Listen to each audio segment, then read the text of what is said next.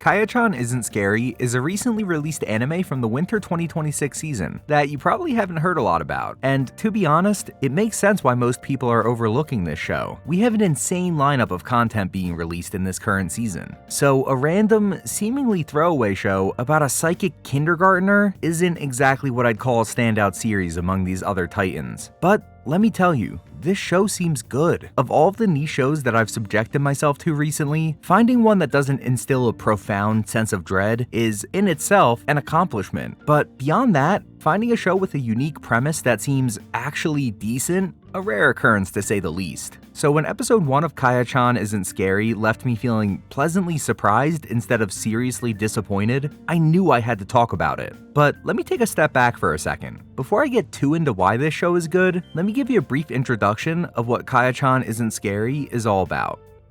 We open following our main character, Kaya Sato, a kindergartner who's known as the school's troublemaker. She's constantly up to no good, doing egregious things such as saying people can't use the swings, stealing books from other kids, ruining the bathroom. Some real heinous stuff here, a real criminal.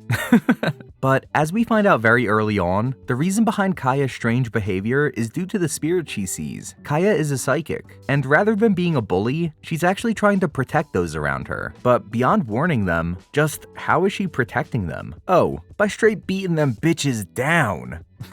That's so stupid. Due to this weird set of circumstances though, Kaya is seen as an outcast by her peers, not really having any friends, instead being portrayed as a weird, mean girl that you shouldn't really interact with. However, after a chance encounter with her teacher, Miss Chie, who directly encounters a monster, it seems that the tide may be changing very soon. A new bond is formed, and a new perspective is given to our main character. And that's a baseline of Kaya-chan Isn't Scary.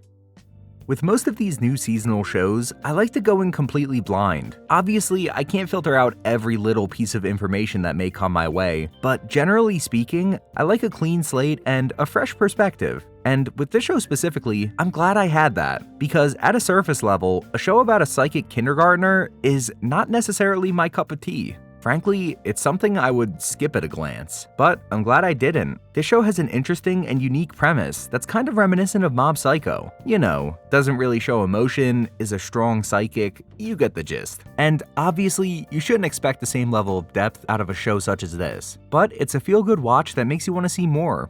Beyond the premise being intriguing though, I do have some gripes with this show. Every time a spirit or demon thing is on screen, they put this awful black mist border on the outer edge of the screen. It's not enough to really ruin the watching experience for me, but after it recurring multiple times throughout this single episode, I found myself annoyed. The show looks good, but the mist vignette actively takes away from the experience. On top of the misty outer border, there's also heavy usage of a film grain-esque filter that, again, actively takes away from the viewing experience. And look, I understand the purpose of these filters, building ambiance, setting the tone, yada yada yada. But if the filters you're adding are serving as a distraction to what's on screen rather than an enhancement, then you're moving in the wrong direction.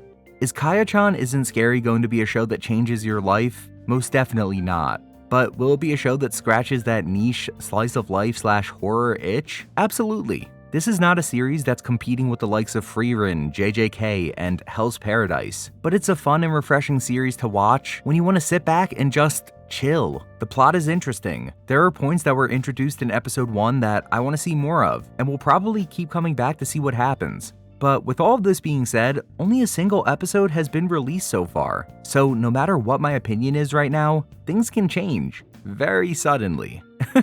As it stands now though, this is a show that I'd recommend you check out. You'll probably like what you find.